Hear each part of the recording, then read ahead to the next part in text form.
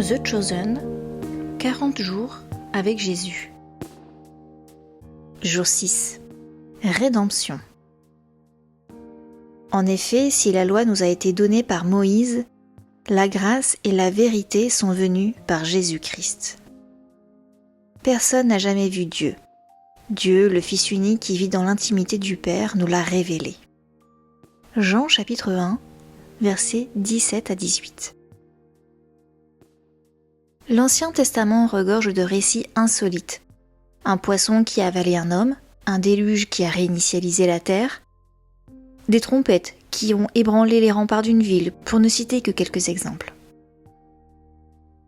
Il y en a encore d'autres tout aussi incroyables. Certaines histoires sont tellement hors du commun qu'elles sont difficiles à imaginer.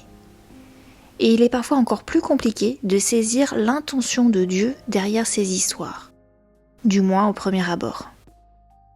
C'est pourquoi la lecture des récits sur Jésus est si précieuse.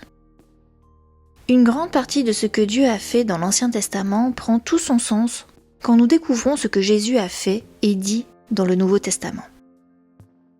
Prenons l'histoire du poisson. Dieu voulait sauver les habitants de Ninive, des gens brisés et pécheurs. Mais son messager, Jonas, refusait la mission. Au lieu de le laisser naviguer dans la direction opposée, Dieu a fait en sorte qu'il soit jeté du bateau et englouti par un monstre marin qui le ramena directement à Ninive. Pendant 3 jours et 3 nuits, Jonas est resté dans le ventre de la créature, le même laps de temps que Jésus a passé dans le tombeau. Une fois ressuscité, en l'occurrence régurgité sur la plage, Jonas a partagé le message divin de repentance et de rédemption. Et les Ninivites ont cru. L'histoire du salut de Ninive était une image. Elle préfigurait ce qui allait se dérouler à la croix. Premièrement, l'humanité s'est rebellée contre Dieu. Deuxièmement, Dieu a créé un moyen miraculeux pour restaurer la justice. Et troisièmement, Dieu a accordé sa grâce aux personnes qui croyaient. Et puis il y a l'histoire de Noé. Dieu lui a ordonné de construire le plus grand bateau jamais conçu, si gigantesque qu'il aurait été impossible de les déplacer du lieu de construction jusqu'au port. Il fallait que l'eau vienne à lui. Noé a subi les moqueries incessantes de tous ceux qui rejetaient Dieu et qui l'observaient. Du moins jusqu'à ce que la pluie commence, submergeant la terre et anéantissant tous les êtres vivants qui ne se trouvaient pas sur le bateau. L'histoire du salut de Noé était une image. Elle préfigurait ce qui allait se dérouler sur la croix. Premièrement, l'humanité s'est rebellée contre Dieu. Deuxièmement, Dieu a créé un moyen miraculeux pour restaurer la justice. Et troisièmement, Dieu a accordé sa grâce aux 8 personnes qui croyaient. Et n'oublions pas l'histoire de Jéricho, une ville fortifiée qui se dressait entre les Israélites et la terre que Dieu leur avait promise. Dieu a ordonné aux Israélites de conquérir Jéricho en marchant autour de ses murailles pendant 7 jours tout en sonnant des trompettes. Peut-être l'instrument le moins intimidant de tous les cuivres, mais je m'égare. Le 7e jour, sous l'impulsion de Dieu, les murs de la ville se sont écroulés, anéantissant tous ses habitants, à l'exception d'un petit groupe de croyants. Une fois de plus, l'histoire du salut d'Israël était une image. Elle préfigurait ce qui allait se dérouler à la croix. Premièrement, l'humanité s'est rebellée contre Dieu. Deuxièmement, Dieu a créé un moyen miraculeux pour restaurer la justice. Et troisièmement, Dieu a accordé sa grâce à ceux qui croyaient. Ce schéma en 3 étapes se retrouve dans la majorité des histoires de l'Ancien Testament. Mais les éléments surnaturels spectaculaires nous font parfois manquer l'essentiel.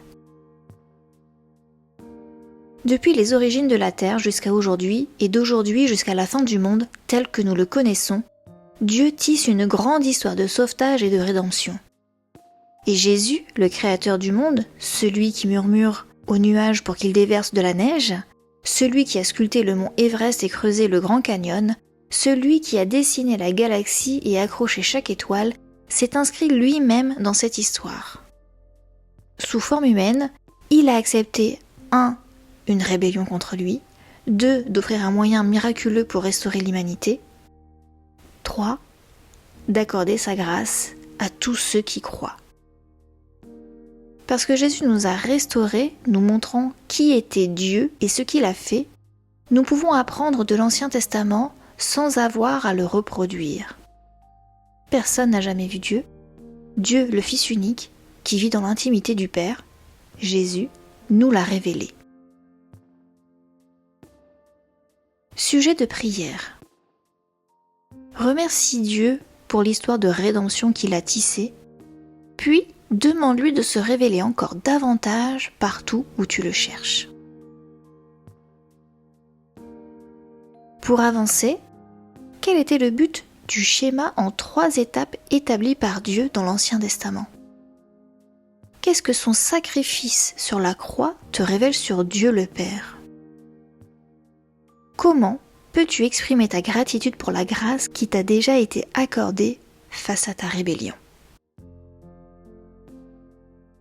Et voici, c'est tout pour aujourd'hui. Merci d'avoir écouté et à demain pour le jour 7.